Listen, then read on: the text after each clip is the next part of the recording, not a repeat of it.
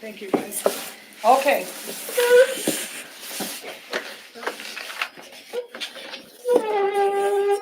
Short arms.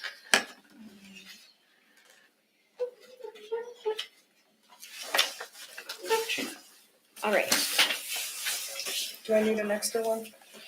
Nope. Okay. All right, we're gonna go ahead and start the work session for October 28th, 2024 at 5:30 p.m. If we can go ahead, for Aaliyah on the phone, if we can go ahead and go around the room so she knows who's in the room with us, who's sitting at the table. Candace Machado, Mayor of Evansville. Scott Murray, attorney. Phil Gerke, councilman. Alana Vino, council. Greg Fleswig, council. Daisha Edwards, council. Mike Thompson, chief of police. And Janelle Underwood, town clerk. And Aaliyah, can you introduce yourself on the phone? Thank you. And Aaliyah, could you hear everybody as well? Yes. Okay, great. All right, everyone. So we are talking tonight in this work session about the proposed Code of Ethics and Conduct and proposed ordinance. So in this work session, no decisions or voting will be made. We are just merely talking about the ordinance, the proposed ordinance, and the proposed town of code of ethics. So just for viewers at home as well, I wanted to kind of give a little bit of context about why we're having this discussion. So even within the last 4 years of me being on council, and everybody else can speak to this as well, I feel like as elected officials, and specifically from what I've visually seen, that there have been questionable behaviors in the last 4 years from elected officials in the town of Evansville, either in the public eye or behind the scenes, that give me personally cause for concern. And so I felt like if we have an employee handbook for our town employees, and they have to adhere to that handbook on rules and guidelines that they must follow in order to be a face and a voice for the town of Evansville, I felt as though it would also be necessary for us to consider rules or guidelines or a code of ethics or an ordinance to be in place that elected officials who sit up there, who make decisions for our town, should also be held to the same standard that our town employees are being held to. And so that's why we're here tonight to go through the proposals and to talk about any changes, anything that you guys feel as though is necessary. We've got an hour and 15 minutes to go through this. And so I want to make sure that we make our time productive and that we focus on making any proposed changes or thoughts. I know that each of us have specific thoughts on how we feel about a potential of going this direction, but I'd like to make sure that we can make this as a productive of a meeting as possible. So just to kind of give everybody an opportunity to have a quick voice in where they're sitting with us going this direction, because I want everybody to have a voice, but I don't want the allotted time to be solely on what we like or what we don't like, but more on trying to get through this 9-page section of ethics. Councilwoman Edwards, you're the president of the council. Do you have any thoughts on this or feelings in regards to it so that we can get that out of the way first? Nope, I'll actually wait until the end, but I don't have anything. Councilman Plesnick? Yeah, I got a few things, just a little housekeeping on some, verbiage and a spell check here for, the word, public was misspelled. And, a couple other things, looks like section 1 is pretty much a copy paste of state statutes and definition. Correct. You can see the section 3 is also the, penalties for state statutes, so that's kind of there, and, yeah, not much we can do to change or, discuss on that. Yep. Section 2 is, yeah, there we go.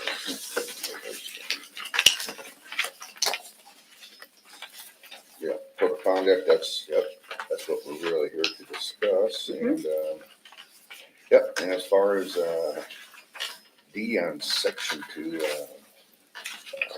couple changes there, Okay, Which page? that would be page 6. now. Okay. I'll be going off onto, steps. Okay, in section 4, enforcement code, I'd like to see maybe, entertain, maybe the council or, president, maybe taking that role. As we remember 4 years ago, our mayor had some, and, Yeah. maybe a mechanism there, we can, okay, do that, because, I know currently our mayor is not fallible, we did have some in the past, but that's something I'd like to see addressed. so section 2s and section 4s for you specifically. Is what? Yeah. Section 2 and section 4 to make Right, some yeah. changes? Okay. Yeah. Okay, I'm just making a quick note here. Okay, Quick, I guess I'm lost. Where you at on this? Page 6, you said? I was on 6 and I, ended up on 8 and 9. Okay. Okay, all right. and then do you have any feelings or thoughts that you want to share about us going this direction before we dive in?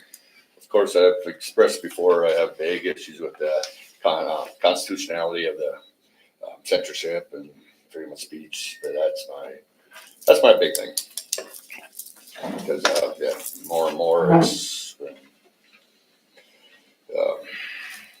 freedom of speech, libel, slander, you need to prove damages, and no amount of Facebook or social media really impact our tax distributions from state or any other, as far as that's concerned. So, yeah. Okay. that's- Some notes there. Okay. Councilwoman? Well, so I'm definitely gonna piggyback on his as well of just, there are verbiages in here of just like, that I definitely feel like it is putting, say, a muzzle on someone of like the concept of not being able to talk about a person or somebody. It's just like, well, if I feel like they're not doing a good job, I'm gonna talk about it. But so, and it all actually comes down to even at the very end of when you are talking about what's gonna happen if something is amiss. That's where, I guess what it boils down to is there's a lot of vague terminology in here, but at the end of the day, when you go through step by step, so I'm gonna use for instance, of a very simple thing of dress code. And go to the very, find the exact one, I'm gonna have to find that page. It pretty much says dress in a professional manner, appropriate manner. So we're gonna base it on this. Say, okay, appropriate manner. Candace, say that you do not get in next. And the next person that gets in doesn't believe that women should wear pants they need to be wearing, because his idea of professional needs to be in a skirt. We're just throwing this all out here. And so someone has complained, or he has complained that, and we are gonna go through this line of how this is gonna work. He is first going to be sent, or I will be sent an email saying, hey, you need to be wearing a skirt and not pants.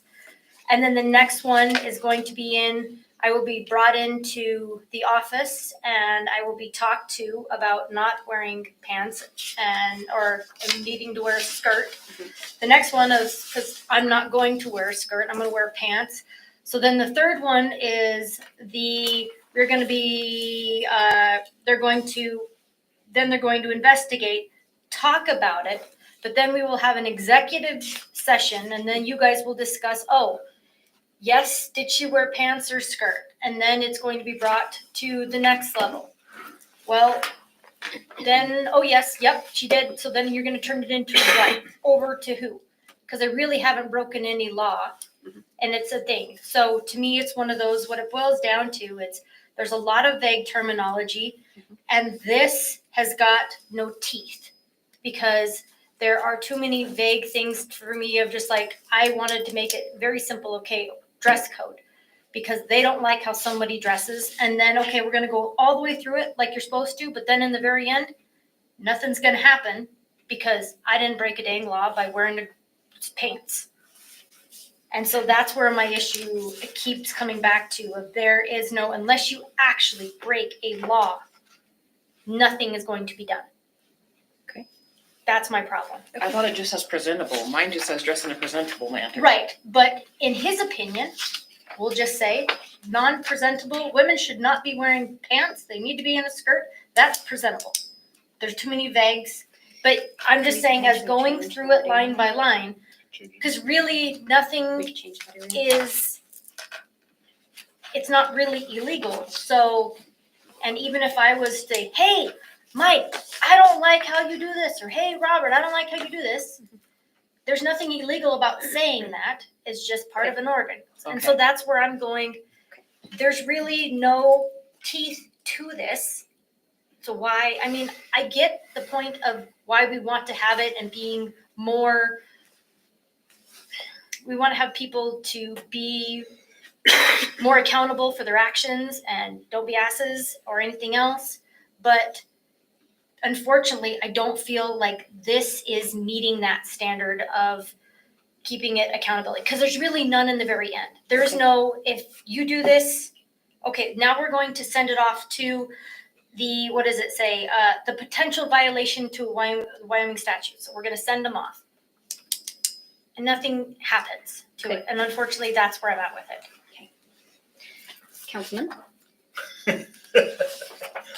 I don't want, first of all, disclaimer, what I'm gonna say, don't anyone take offense, because it's not meant to be at anybody. I have, why are you laughing, Deja? No, I was smiling. Okay, No, I'm good. okay. Anyway, I'm kind of like what Greg and Alana have talked about. I think there's a real problem with freedom of speech. I don't think it's our job or the mayor's job or anybody, as long as you aren't threatening somebody, you should have a right to say what you want to say. If the public does not like what you are doing, well, guess what? They can vote you out the next time, okay? But on the other side of that coin, when I was in Arizona last week, I watched online, okay? There was two of us.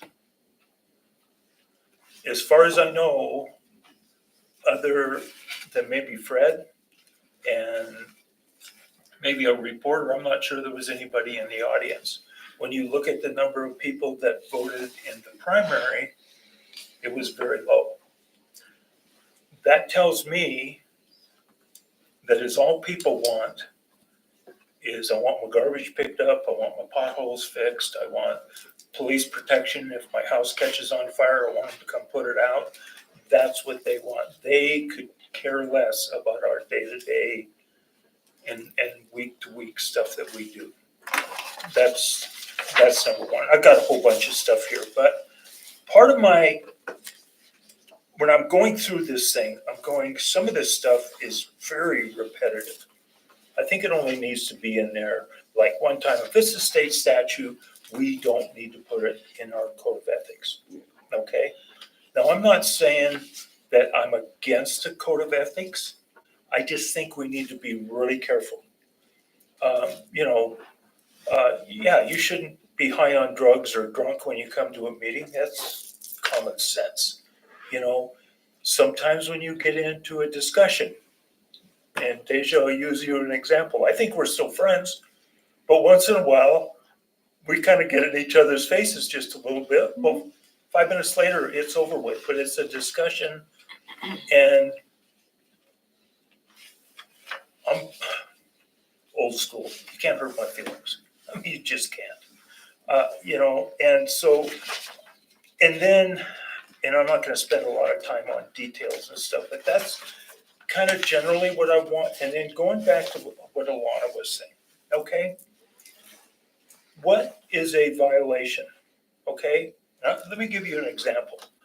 Last week, I'm watching the meeting and there's a skeleton sitting in my chair. Okay?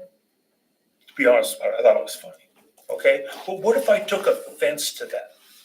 So then all of a sudden, whoever put that skeleton in my chair, we're gonna have a discussion on, back here on page 8 and 9 and stuff, because I'm gonna file a complaint because I don't think that was right. It hurt my feelings.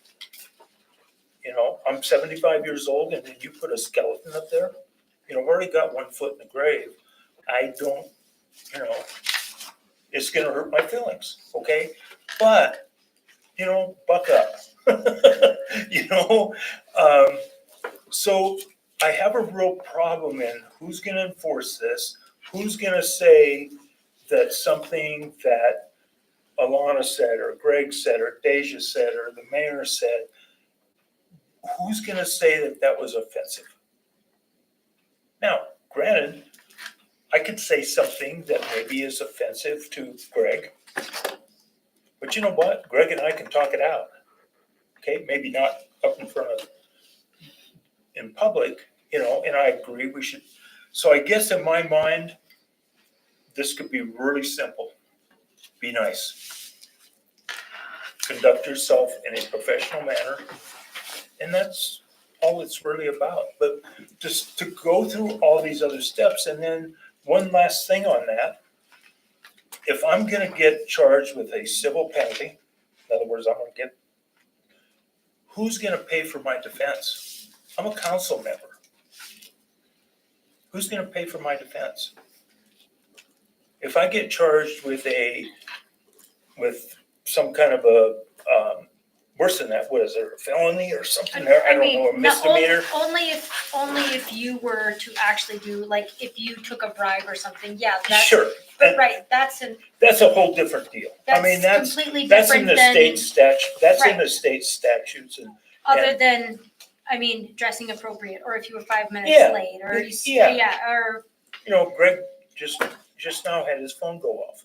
right, or not using formal titles, cause I mean, I call everybody by their first I- name, so, I'm sorry, I did too. yeah, so do I. You But know, I mean, and- those would all be part of it, so I would agree, cause it's not really illegal, so there's, yeah. And that's the problem I have. So what are we gonna drag Greg up because his phone went off at a meeting?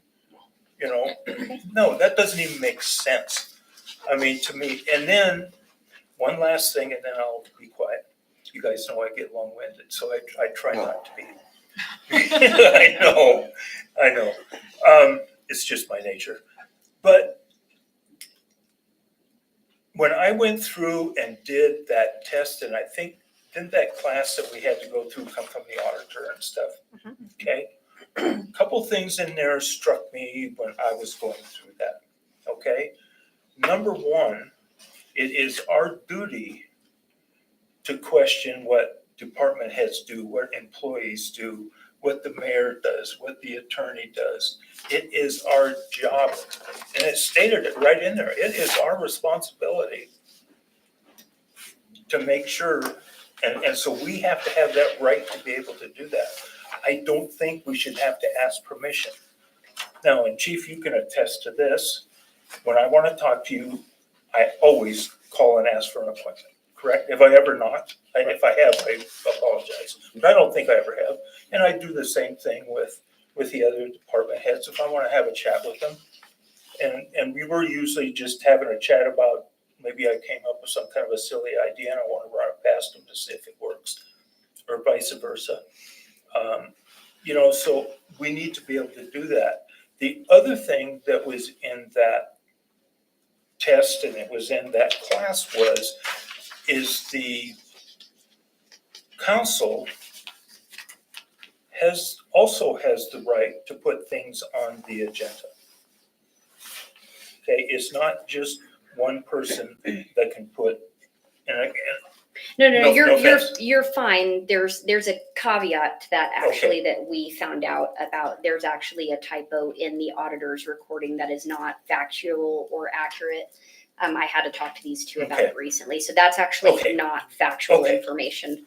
But- But it's on the auditor's side, not on our side. okay, but In again, regards to that piece. for the most part, if I reach out at this point and ask that we put something on the agenda, it gets put on the agenda, or else I get told why I can't. Yeah. Okay, I can handle that, okay? But anyway, there's just things like that I think clash, but to me is what I would like to see. I don't have a problem with us publishing the state statutes and whatever penalties they have. But I think as far as us, we're all adults, okay? We're all some kind of professional. I mean, you know, it's not like we're a 18-year-old kid that got out of high school and went to work as a fireman or a policeman or whatever, because they have supervisors that handle what they do. And again, I kind of go back to this, I'm 75 years old and almost 76, and I don't need to be led around. Now, I can take suggestions. If somebody has something they would like me to do, I would do that, okay? And anyway, that's kind of where I'm coming from, okay? Because I think we could go through this and there's a lot of repetition and all this other stuff. And I don't think we need all of that. And I have my biggest issue is who decides that Councilman Gregg did something wrong? Who decides that? Okay. But who decides that the mayor did? Okay, but why should one person, if they take offense to that, because it's not like I drove 40 miles an hour down the street, that's easy. There's signs that say 20 miles an hour. I don't know. I understand the point Yeah. that you're trying to make and trying to do, and I gotta commend you on that, because there are things, and you know, it's the only other thing I'll mention, one more thing, and then I promise I'll quit.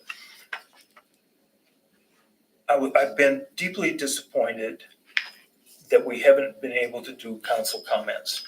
Now, if there wants to be guidelines for those comments, I've got no problem.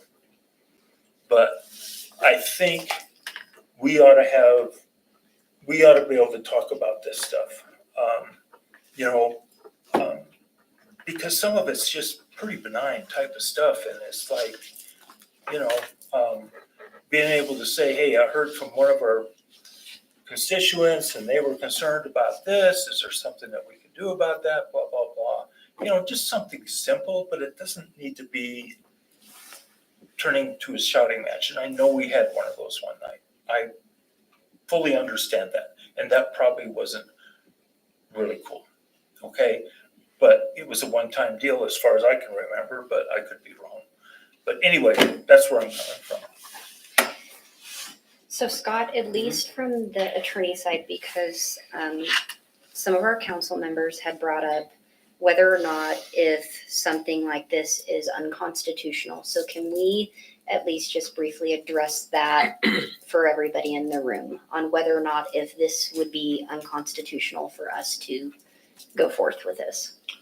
I mean, as written, no, I don't believe that it is. I understand that there have been concerns raised about the constitutionality or potential infringements on free speech rights and those kinds of things. But really, that's not what the focus of this is. And the infringement on a constitutional right coming from a government would be on someone in an individual capacity and saying that you can't say these kinds of things. You know, so from my initial research, and Aaliyah can correct me if I'm wrong and chime in here whenever she needs to, but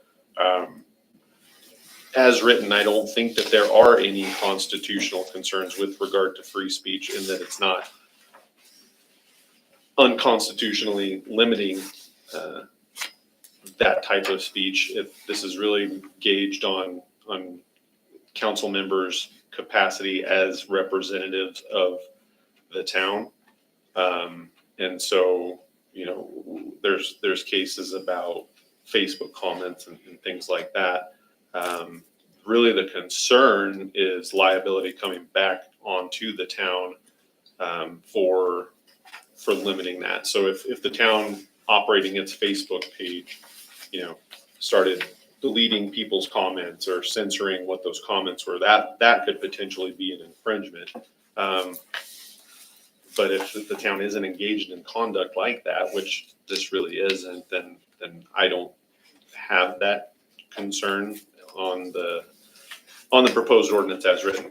The other thing that I would say is that this is what I just said. It's a proposed ordinance, right? So everything is subject to change at this point, which is really the purpose of this meeting, this session, I should say. So, Aaliyah, is there anything else that you wanted to jump in there on? No, I think that pretty much covers it. I do think it's you know, I understand the comments about it being kind of not maybe vague as far as lack of teeth, or it being kind of unclear about how it exactly a violation would be imposed. And I think part of that is because this is a pretty new concept. As I alluded to in my email back to Alana, you know, the WHAM organization outlines what is prescribed by statute, but it specifically states in there that it's up to each body of government to decide what they want to do that is more specific for their local government and their locality. So the Wyoming state statutes are very broad, and then as you funnel down to like a county level and a town level or a city or even smaller within that, you as the governing body have the ability to determine what is right for the local affairs.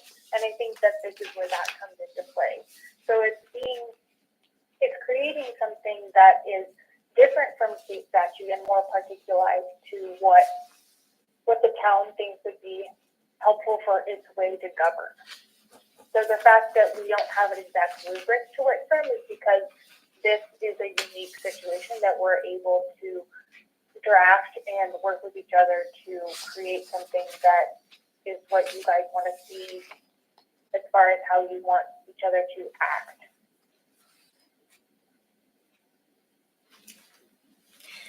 Can I ask a question? Sure. Is it possible that rather than calling this a code of ethics and conduct and whatnot, that we could do something like a resolution with council guidelines?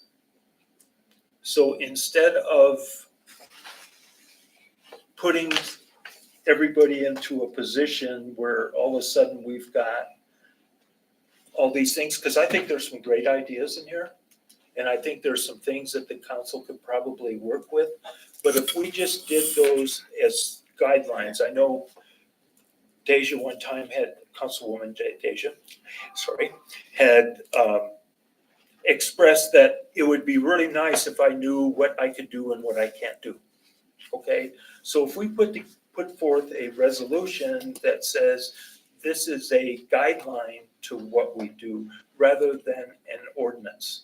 Because all of a sudden now when when we get into an ordinance, we're in a whole different territory. I mean, you know, it's one thing to have guidelines, but does that make sense? Yeah, it definitely makes sense. And I think that the intent is it for to be a guideline, because if you look at the introduction on the very beginning of page 1, it I tried to establish that it was, the intent of this is to, quote, establish a set of guidelines and expectations to maintain high level standards for all the members of government bodies, going on to, I outline professionalism and integrity for local government. Now, when it comes down to, do you want it to be an ordinance or do you want it to be a resolution? That's something that you guys need to discuss and vote on. So you guys can correct me if I'm wrong. When we had this discussion several months ago, I know that there was a conversation around the word choice, code of ethics. We didn't like that, or some of us were a little privy to not using that, but I know that, and Chief, you can correct me if I'm wrong, but I feel like you had brought up the idea of, because it was the idea of enforcement back then, of who will enforce in that conversation. But the idea of the ordinance was brought up because of the discussion regarding the enforcement. And the enforcement piece, just to clarify, the enforcement piece on section 4, the enforcement piece is really more for each individual council member being treated the exact same. That I'm not gonna have a side conversation here. The town attorney is not gonna go to Daisha and have a different kind of conversation than what maybe Alana or Greg or Phil would have, that it's unity across the board so that nobody is being singled out in a different manner, or nobody's being treated any differently than anyone else would be treated, including the mayor, whoever the mayor will be in January. So I just wanted to clarify that piece, that it's more for making sure that there's an understanding of how we're going to be addressing situations, and that, so we're not like willy-nilly, we're doing one thing different for you, but then we're doing one thing different for you. So I wanted to clarify that piece, that that was kind of the thought processing behind making sure that we're treating everybody the same across the board, and that we're not singling people out or, any of that stuff. The one final thing before we move into this, several of the town employees had brought this to my attention a while back, and they had said, in our eyes, if we're being held to a standard to be appropriate, if we are the face for the town, why aren't the elected officials held to the same standard? They're making decisions and choices for the town. They're the face of the town, whether they're at a community event or, up on council making choices and decisions. And they said they make choices and decisions for our town. And a lot of those choices and decisions impact us, whether it's directly or indirectly. And they said they should also be held to a standard. And I had to take a step back and consider their thoughts, because the mayor is kind of the bridge between the council and the employees. And so I had to think about that in terms of, why should the employees be held to a standard, but we don't have any guidelines or expectations for the council? The council is making choices and decisions that impact the employees on a regular basis when we're making those choices and decisions. So I just at least wanted to bring that up and make sure that they had a voice in this, that they wanted to see something across the board, that we should be held to that level as well. I can answer that question. I can do if you don't steal my thunder. Go ahead. But it's condition of employment. Who's the boss? Who's the employee? Who's the employer? It's real simple. Yeah. It's things with my job that I can't do, my boss can do. Because they have the authority to do it, okay? Or they have the authority to step in, they have the authority to do whatever. I don't have that authority, and that's the difference. They're- Basically, there's the boss, and They're not beholden to the voters. no, We We are are. beholden to, that's who our boss is. Yes, ma'am. I look at it as everyone has a set of rules. Chief Thompson has a set of rules. His officers have a set of rules. Yes, he has a higher rank than his officers. However, he still has rules that he has to follow as well. Just because he's the top, there's still someone on top of him. There's still somebody, you know what I mean? Everybody is accountable, has to be held accountable. So therefore, I can see the employee, where they're coming from, definitely. But I don't feel as if, because I am a council member, that I'm no better than someone who works in a different department. I still have rules, guidelines, code, whatever that has to be followed, just like everybody else. So I honestly think that it's something that we truly do need. Whatever you call it, I don't care what you call it. We definitely need it. I can see things where in previous meetings and different things since I've been on as well that need to be addressed, and there needs to be something set in stone, or else it's just gonna run like wildfire. Deja, I think I understand where you're coming from. But the key word, like Councilman Greg was saying, is employees. Our employees are the public. I mean, our supervisors, I'm sorry, misspoke. Our supervisors are the public. That's who votes us in, Okay. okay? And our job is to represent the public, okay? And there's just a difference. I mean, There is, but there isn't. Like there's like, I mean, for instance, we've seen this with the previous mayor that we've had before. I don't mean before, I mean way back before, a couple, yeah. not the one recently, sorry. Let me clarify that. Not Mr. Edwards. Correct. We're just clarifying. Correct.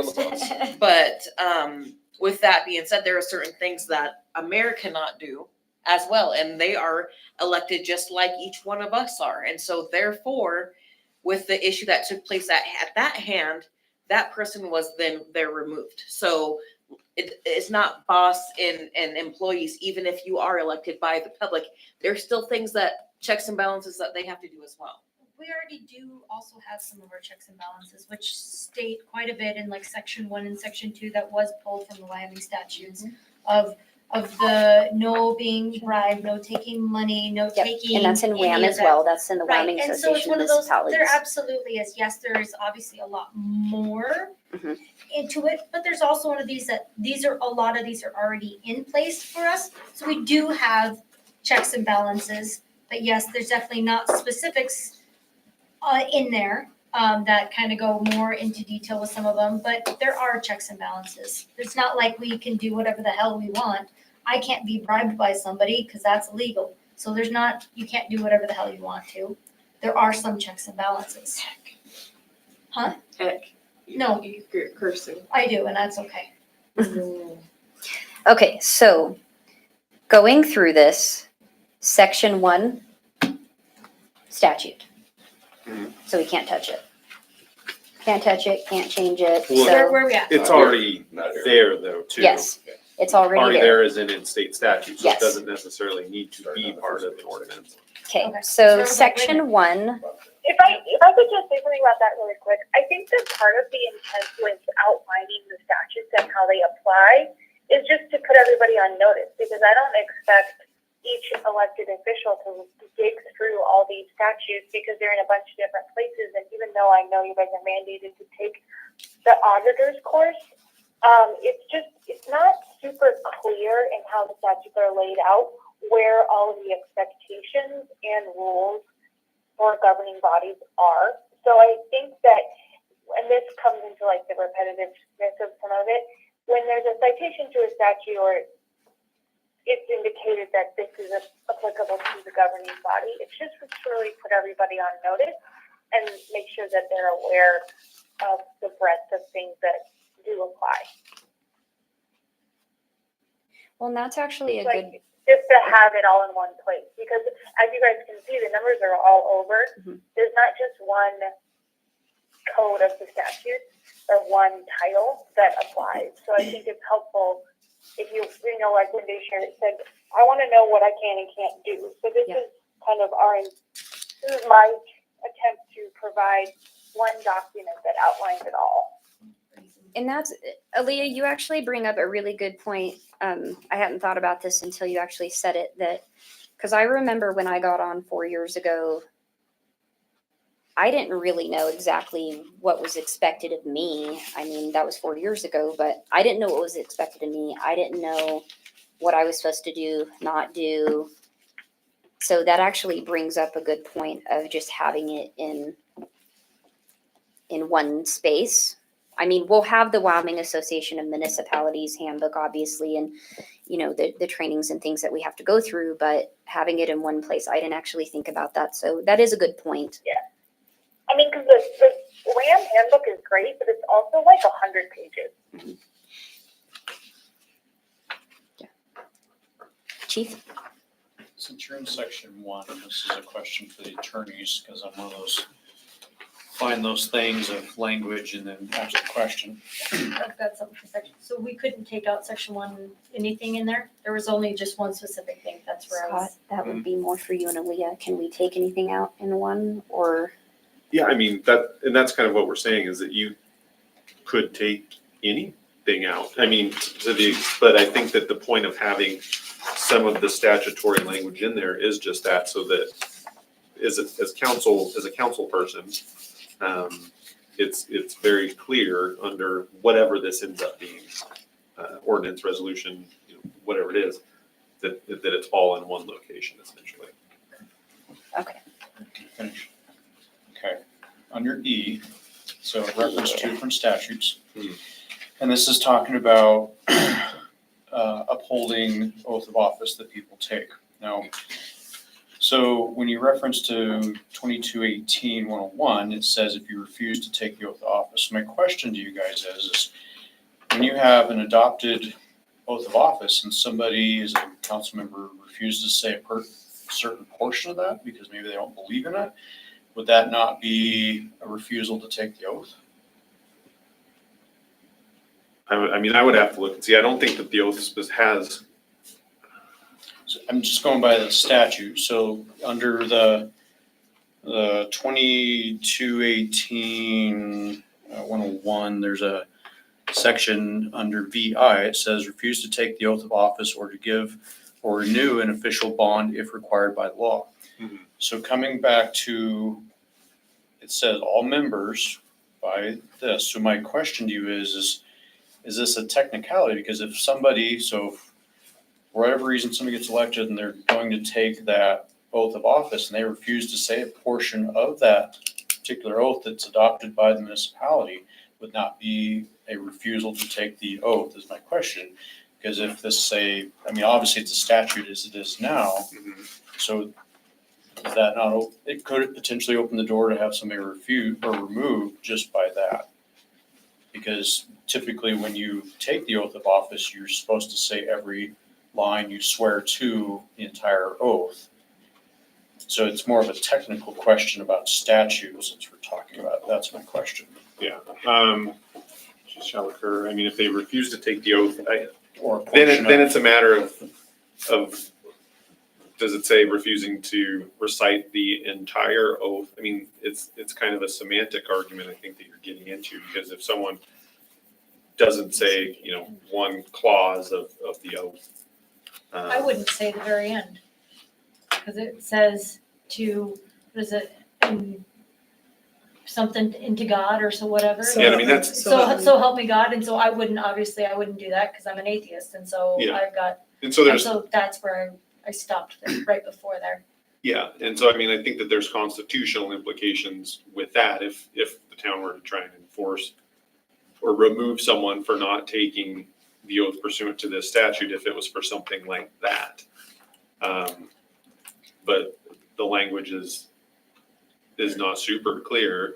And I mean, That's why I'm I think asking. that enforceable oaths, you know, don't necessarily have clauses like that in them.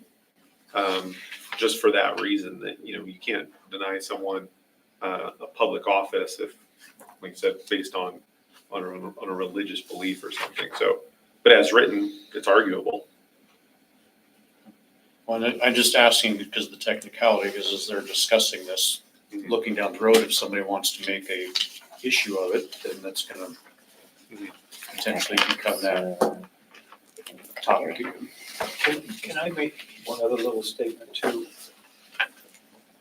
Because this, when I was going through all this, our council could completely change the 1st of January. I mean, we could have a new mayor, we could have all new councilmen except for Councilman Gregg. We could have, technically, we could have all new council people. So is it fair to put something like this in place before a new council is coming on? Now, if it was 2 years from now, whatever. But where it's this close and the election is next week, I guess I question the timing just a little bit. But again, to be honest about it, it does not affect me. I mean, by the time if we make this an ordinance, by the time it goes through, I'm gone. I'll be sitting out there. So, and I will be sitting out there, just so you know.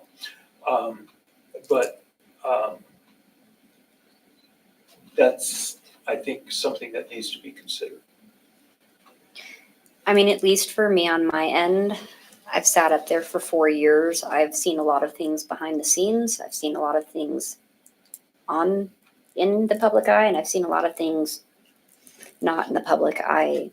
Whether I'm here or whether I'm not here, I'm still 100% standing by who's ever up there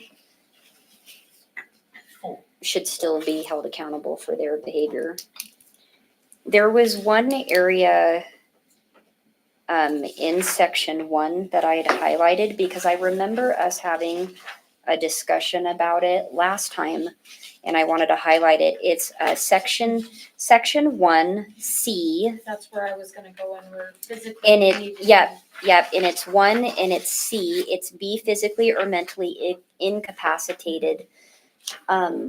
Scott, Aaliyah, I know that this was on the discussion for the last meeting we had on this, but from a legal standpoint, what does it mean to be physically or mentally incapacitated? Like, I know what it means from a social worker and clinical perspective, but from a council perspective and a government perspective, what would that mean in terms of be physically or mentally incapacitated? Are we just talking about if they're going to come to meetings that they have to be of clear mind? Of what exactly would that kind of look like? So, like any other, like lots of other answers that are based on legalities and semantics, mental or physical incapacity, unless it's specifically defined within the ordinance, then you're just relying on general definitions, generally accepted definitions of terms like that. I'm not aware, and Aaliyah, correct me if I'm wrong, but I don't think that in any of these relevant statutes that we're talking about here, that physical or mental incapacity is specifically defined. So then the fallback is generally accepted definitions of those. So the definition, when I went through it, I mean, the definition of physically incapacitated means a person bodily impaired or handicapped is what it states as the definition. And so that was one of the reasons why when this originally was brought up, that was one of the big things of like needed to be removed, because I mean, that is what it means. A person is a person bodily impaired or handicapped. And so that's why I was like, I wanted that out of there, just because obviously that. So I think, and Scott, I'm trying to touch on this too. When in our general practices, when we are dealing with things where someone is either mentally or physically incapacitated, it's usually predicated by a doctor's, either one or two physicians' letters formal letters indicating that that person is suffering from a temporary or permanent situation that is rendering them incapacitated to make their own decision. Okay, so that kind of makes So more disability sense. is not mentally incapacitated, but it could be. You know, So- it's like just because somebody has a recognized physical or mental disability, they're not necessarily incapacitated. So Aaliyah, it would be more on the premise of making sure that if we are not in a state as council members to be making appropriate choices and decisions. Yeah. Okay. I mean, I think that if we're going to be sitting up there making choices and decisions for the town, we need to have a clear mind, but we could change the wording on it if the wording feels off. I don't have a problem with changing the wording. I don't, however, disagree with the fact that if we're not in whatever headspace, shall we say, to make a choice and a decision, I wouldn't want anybody making any choices and decisions for the town or the residents or the employees of the town if they are not okay to make those choices and decisions, because that puts the town as a whole, the residents, the employees, that puts everybody at risk for us making choices and decisions if we're not in a mindset to do so. I would actually be a little bit concerned about that part, actually. I think that's pretty subjective. I mean, it's like what I consider incapacitated and what you may consider because of your background incapacitated are probably two different things. I had just completely. looked up, I mean, what is the definition of Yes. physically I had it marked on incapacitated? my And stuff that's too. why I was just like, I mean, that's what it Yeah. said, is a person bodily impaired or handicapped. And that's why I was like, well, I didn't like it, so that's why I was like, okay, that was my, Well, could we take C out and then just leave B, be in a state of physical or mental distress? How about if you just take B out and just leave C in and put incapacitated? but the definition of physically incapacitated is a bodily impaired or handicapped. It's not to. I don't, but I don't violate think it any- mean what where you're getting at. Like when I read that, I look at it. Hold on. Aaliyah, hold on 1 second. I'm gonna have Councilwoman Edwards finish, and then we'll let you come in. Everybody kind of jumped in all at the Right, same sorry time. about that. No, it's fine. I look at that when I read both of those, I look at it as like for myself, if one, I'm in Evanston for the next 6 months, somebody else, obviously my spot needs to be up. 1, 2, if I'm in ICU on a ventilator, not going to make it, obviously someone else needs to, my spot needs to be like given up, open for somebody else. That's the way I look at it. Not the fact if, let's say I come in here tomorrow with a cane, that's not what that means. That's not what it's getting at. Am I correct, Leah? Yeah, I mean, we can define it. So I just looked up, we often, there's like a legal dictionary that we look to. And so for incapacity or an incapacitated person, Black's Law Dictionary defines it as someone who is impaired by an intoxicant, by mental illness or deficiency, or by physical illness or disability to the extent that personal decision-making is impossible. And then there's Okay. a subsequent definition that a person who is temporarily or permanently impaired by mental illness, mental deficiency, physical illness or disability, or alcohol or drug use to the extent that person lacks sufficient understanding to make or communicate responsible personal decisions or enter into contract. So Aaliyah, if we So- changed like, could we lump A, B, and C together, but word it the way that you just worded it so that it umbrellas all of the things and it defines it a little bit clearer? Sure. What is everybody's thoughts on that if we defined it a little bit clearer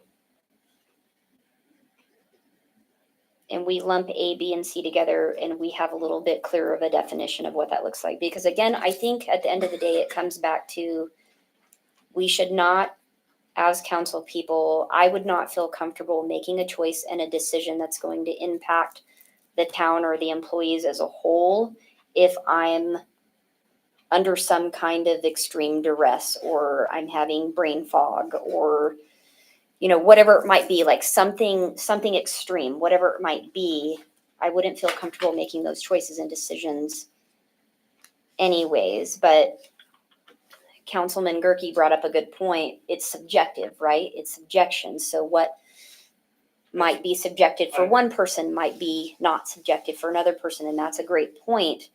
I think if it's clearly defined as a whole of what that subjection could be, then it completely, well, it doesn't completely take out the subjection, but it kind of That's gets it clearer, why I defines it like better. incapacitated, Yeah. because it's kind of a general statement and, you know, it could be anything and hopefully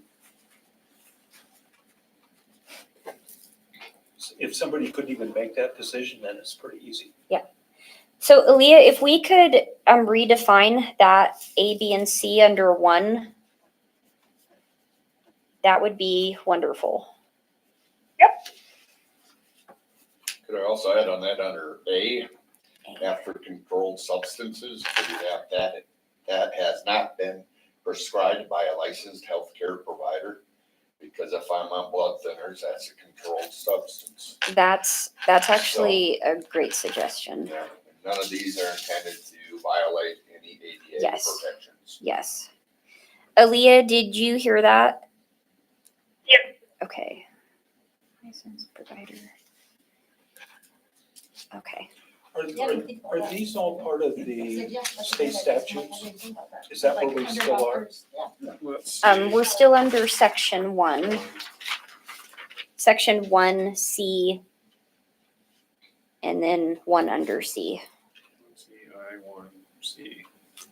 I'm not sure if that language is. No, this is I don't think not it is. provided by state statute. Okay. Okay, so it seems like if we're gonna use state statutes, to me, that we ought to just have a section that's state statutes and then do what we do separately. Because otherwise it's a little bit confusing. You know, see what I'm saying? Well, yeah, we can do that.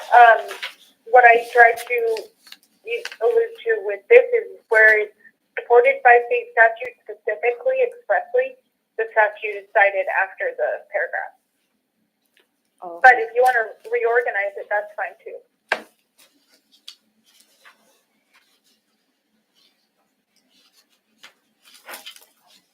I can see why she wrote it that way. Yeah. Okay. Okay. So. Okay. Okay. So.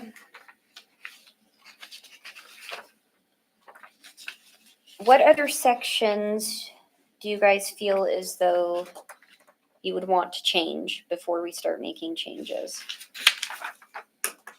I mean, if we only have 15 minutes, I feel like we need to do another one of these, because there's definitely pages Yep. towards the end that is a lot more, that's where the issues, a lot of where there's not consensus in it, of Yeah. just like, we need to line by line it and go through it. Yeah, because I mean, because 15 minutes isn't gonna be enough to get through what I wanna say, what he wants to say, what Daisha wants to say, what Phil wants to say. I mean, we've got everybody's kind of broad ideas right now, but no specifics. Yep. Let's talk about at least the area that I at least would like to go into. It's section 1H.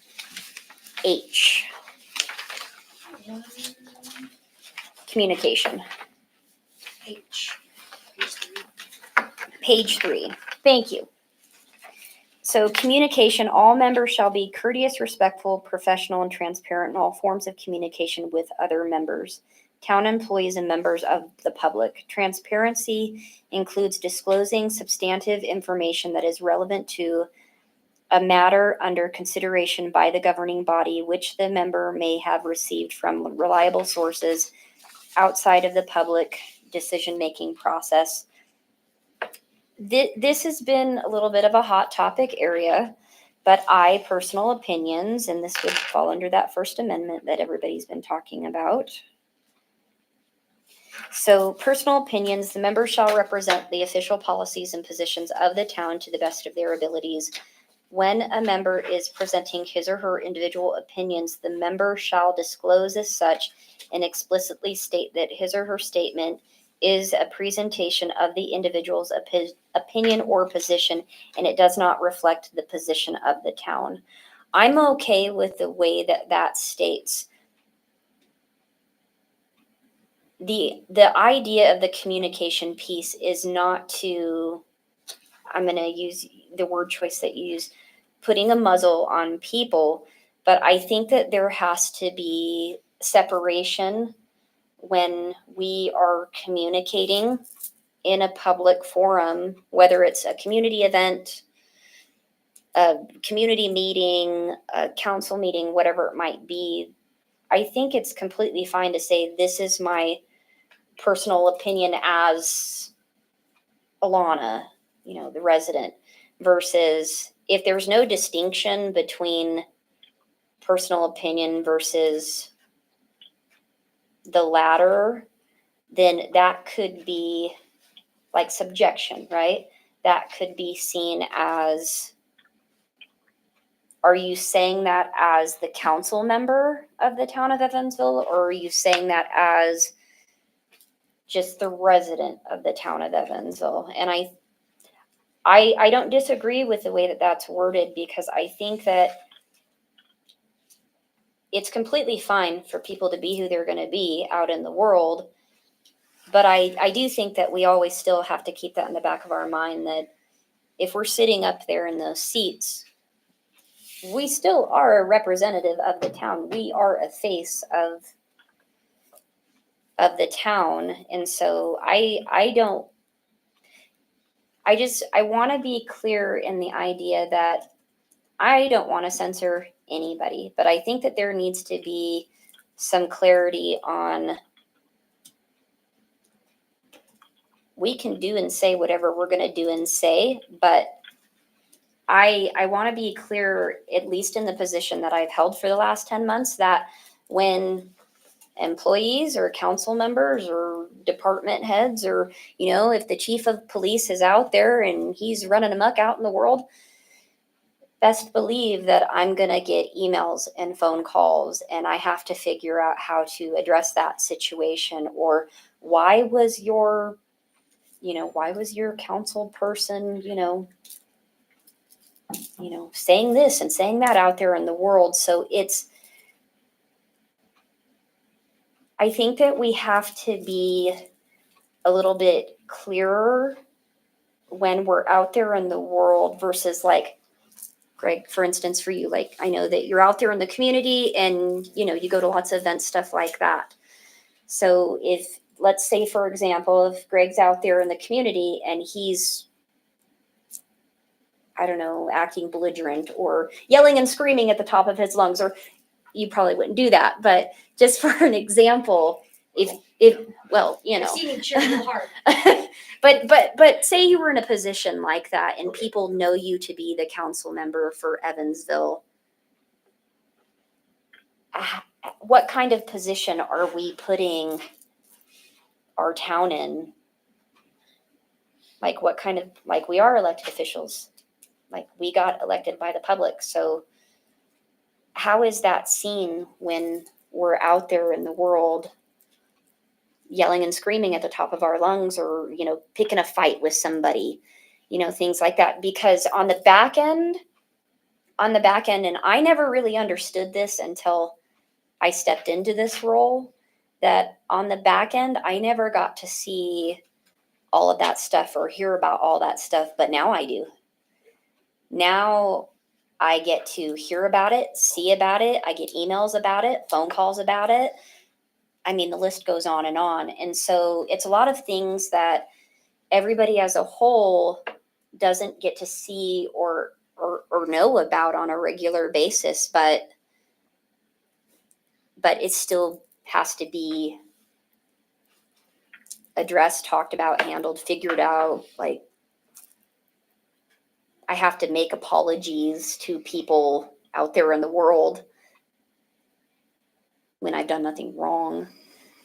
So that's where this communication piece comes from. And I know that the social media stuff's been a hot topic, but please note that communication section, I want us to really consider it. Just consider it. Just think about it and consider it, that when we're out there in the world, people do notice. And believe me, they do notice. And they're aware of what we're doing. So it's just something to consider. But I know it's been a hot topic button on that piece. I don't know, thoughts? I just kind of wanted to give an overarching, because I get to experience that back end very differently than I ever did when I was just a council person. It's a very different world to see the other side of it. But I don't want to try to muzzle anybody. Like, that's not my intent. And I might interject here just a little bit briefly too, because from our end of things, our job is to help mitigate the town's risk and liability. And that's one place where liability can come up, is if there's an unclear boundary between official and unofficial statements made. Any council person acting in their official capacity, let's say someone makes a defamatory statement about a company or something like that during a business license review kind of a thing. The town is the entity that's going to be liable for that. And if that same type of thing happens on a Facebook page or whatever, we could be in a similar situation. And so that's kind of the reason that I think that from the legal end of things, that we're on board with some kind of boundaries or guidelines with regard to those types of interaction with the public, is because they can give rise to legal consequences for the town. That's kind of my quick interjection. I agree with what Scott's saying. I think there's a line between official duties and my personal life. Okay, and when you are representing the town, I think you need to, I agree, you sometimes got to muzzle yourself just a little bit. But by the same token, every vote that we make, every interjection that we make, every opinion that we make is a result of life experiences. And that's why I think this is kind of a unique group, because we've got people from, all five of us are really from completely different backgrounds. And I think that's a good thing. And we're not always going to agree. And that's a good thing. But I think we just need to be careful that we don't, we need to respect somebody else's opinion. And it's okay to question that opinion. If I believe something and somebody questions me about it, I believe in it enough, I'll defend myself. Okay? If I'm spouting what Councilman Gregg believes, I may have a little trouble defending that, because we may not be on the same path. But, but by the same token, like the mayor was saying, we don't want to get drunk and be on a table dancing. And I think we had a councilman from another place got involved in saying some things about some people that they probably really shouldn't have said in that forum. Now, if they want to say it when they're out with their friends or whatever, so be it. But when you're sitting up there, for instance, that's not a good place to say those types of things. How And would you, I think you're right. yeah, how would you guys feel about us keeping I the way that it stands? That whether it be social media, community events, community meetings, whatever it might be, that because we really are on TV all the time, like people are noticing who we are. So I think it's good for us to have that disclosure, that compartmentalization between I am saying this on behalf of myself versus saying this on behalf of the town, so that we don't get into some legal ramifications that could potentially be people behind the scenes having to figure out what we're doing next, basically, I guess, is for the lack of better terms. Would everybody be okay with us keeping I, or do we want to define it a little bit more? I'm fine with keeping it. I got no problems with it, really. Okay. I guess would be more of a, just in general of like, okay, so, I mean, it obviously says like, if you are, so anything, say social media wise or whatever, of just like, and it has to do with the town, and just be like, oh, this is in my unofficial capacity of me saying that, yeah, this is going on, or, yeah, I don't agree with it, or yes, I do, but it just always stating that, or do we need to do a different page in general? I Because- think it would be completely fine to just say I'm speaking in an unofficial. I'm speaking as resident Alana versus Councilwoman Okay. Alana. I mean, I just was yeah. more of like, more clarification from mine, Yeah. not just as much interaction and that kind of stuff of like different pages, different things of like, that's where I was just wanted more clarification on my end of Yeah. what that would represent. So Aaliyah, Scott, just a quick question. Would we need to put something in here in regards to social media, community events, community meetings, just so there's clarification that it's not just one area, but that it's in all areas where we would be seen as elected officials? I mean, yes. Or would we need to do that? I don't think you would necessarily need to, because Okay. some of those are picked up in other places within Okay, this document. So, I mean, it kind of depends on what it looks like in later iterations. okay. Because say there's no social media section at all, then yeah, I think you would want to have something in there. Got it. Okay, is there anything else in section 1 that stood out to anybody?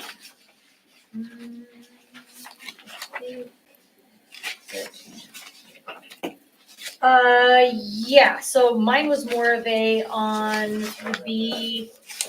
was more of a kind of a clerical error, so under V, when it says any pass, Frank, free ticket, what is Frank? Would be, Page Frank, it's like, 4. I it's just like was like, government postage essentially.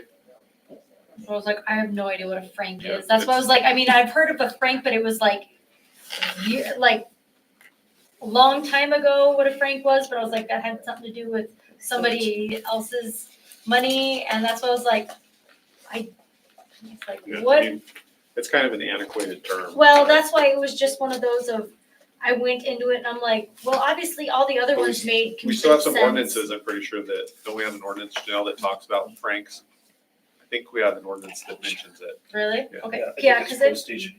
yeah, cause I went and I was like, well, I mean, I get it, okay, no passes, no frank, no monies, no Okay. tickets, no free services, like, I get it. Then I was like, what is a frank? And that's why I was like, that's one of those political, I was like, what is a frank? So that's where that was my only thing. I was like, Frank, what is And- this? And I feel like J for confidentiality, I feel like that kind of speaks for itself. Any thoughts on J for confidentiality? I mean, I don't think that anybody is going to potentially disagree on confidentiality I mean, because no, I think it's executive sessions in general, it's one of those, important. what goes on behind closed doors is, I mean, that is, we've been told like, look, this is behind closed doors, it needs to stay behind closed doors because it is a confidential. I mean, isn't that what this is? Mhm. Yeah. Yeah, okay, so. okay. So no other thoughts, changes to 1? No. To section 1. We got 15. Okay. Yeah, we're gonna have to. Yeah. Aaliyah, did you have any other thoughts? I mean, if you guys want to edit, like, words and like, you want to take out Frank, it's totally up to you. A lot of the legal jargon is just from the statute, so. All right, thank you, Aaliyah. Okay, we'll go ahead. Any other thoughts before we I close? just have one on a Yeah. lighter note. Yep. I think Janelle should be chastised for not having her mints here for us. Your I minutes. forgot those, didn't I? But then, if we cut loose, you will have them. Oh, there. Get an extra minute. Right. Okay, I just have like 1 second, actually, I just have one other thing. As far as the, like we were talking initially about enforceability and who's gonna make these decisions about if there's a violation, it's you guys. You guys are gonna make the decision. So how I see it playing out is if somebody receives a complaint that there's a concern that something was violated, the mayor will consider it and bring it to you guys for discussion. I mean, the notice and opportunity to be heard is just the main compliance with due process, as we are all expected under the Constitution. And so it's a group consideration of the issue. If the issue is kind of mundane, like somebody was offended because somebody was wearing pants instead of a skirt kind of thing, that really doesn't need to be investigated. That is, somebody needs to say, you need to get over that. Or, like, you guys are all going to be the people considering these things because it's a group. The council is a group that makes decisions. The decisions here aren't made by one person. So I think that could be, you think of it that way, nobody's going to be singled out because you're making these decisions as a group, you're reviewing any issues as a group. And it's to just bring people up to speed on things that they may have not noticed before or an issue that arose that needs to be discussed because it's new. thank you, Aaliyah. Any other questions for Aaliyah? Okay, Aaliyah, we're gonna sign off on our end. Sounds good. Thanks, guys. Thank you. Always happy to do some edits and anything like that. Just let me know. Thank you. Bye. Well, oh, go ahead. Thank you. So what we'll go ahead and do is we'll schedule for another work session to continue the discussion. We'll start with section 2 in the follow-up, and we'll have to set the work session in a council meeting. The next one that works with everybody's scheduling. Okay, so any other thoughts, concerns, questions for work session? I think the only thing that we should do is if you can, is take away some of the repetitive stuff in there as much as we can. Okay. I think that would speed things up and make it a little easier. Okay, Listen,